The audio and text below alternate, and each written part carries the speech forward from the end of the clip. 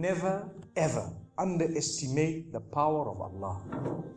You know, there was a sheikh who mentioned this in Saudi Arabia, and there was a doctor that visited him from Pakistan and told him a story that happened to him. So he says, what happened to me, he says, the doctor who's speaking is a top neurologist, one of the top doctors in Pakistan, or, you know, a very, very good doctor, very hard to meet. It's said that perhaps you would have to wait months on end before you can get an appointment to see him. So what happened is, he says, I was flying from one city to another, a very busy man, flying quite often within the country and perhaps even outside. And he says, suddenly the clouds built up. Huge clouds, and the lightning started striking, and it started pouring, and there was lots of turbulence, and one of the engines was struck and it was damaged. So we had to land. And so what happened is, the landing was at a nearby little airport or a little strip and so on.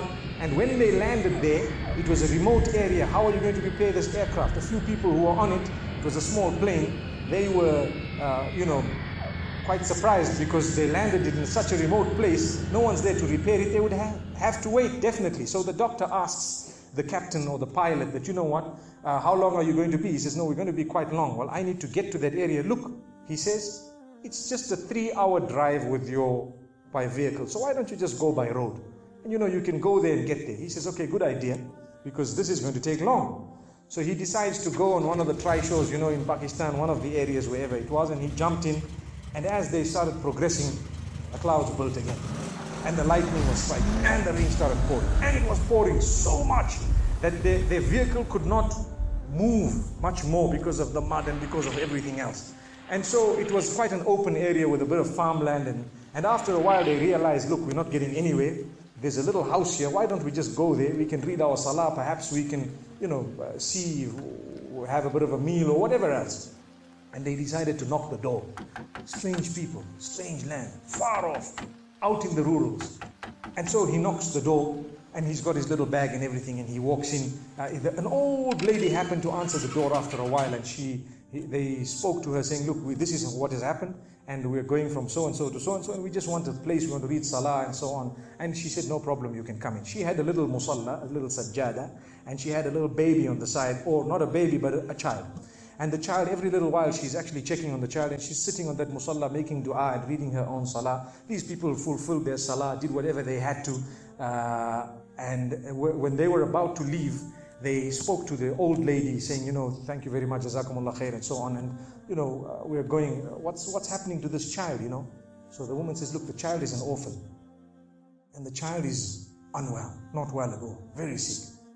And we've been to all the doctors around. And subhanallah, I'm the grandmother of this child. The doctors have told us that there is only one specialist around who can help this child. And we tried to make an appointment, but they asked us to come 6 months later. And it's far away. I've been making dua to Allah ever since that day. Ya Allah, make it easy for us. Child is sick. Make it easy for us, Ya Allah. So the man says, what's the name of that specialist? So the granny says, it's Dr. Ishan. Immediately this doctor burst into tears.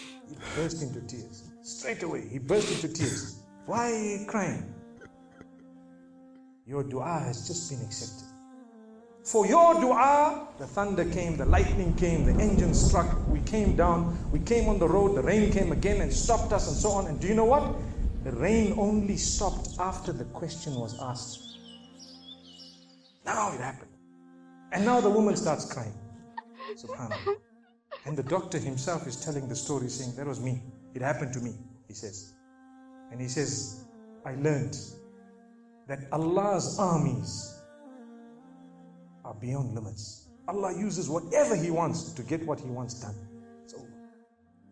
Where in the wildest of the dreams of this person would they have felt or believed that the top man, whom it is semi-impossible to see without big appointments, would actually be driven all the way to the door, knock the door, come in here, read some salah, and they would have to serve the child here. Amazing. Wallahi, it brings tears to the eyes. But the reason I share it with you, every one of us has needs for Allah subhanahu wa ta'ala. Just keep calling. Just have yaqeen. Have conviction. If it is meant, it will definitely come in your direction. You know, we use the term by hook or crook, but I don't want to use that today. I want to tell you, by the mercy and power of Allah subhanahu wa ta'ala, it will happen, it will come to pass. May Allah subhanahu wa ta'ala bless us. May He open our doors. May He grant us all shifa. And may He make us firm believers that for Him, nothing is impossible.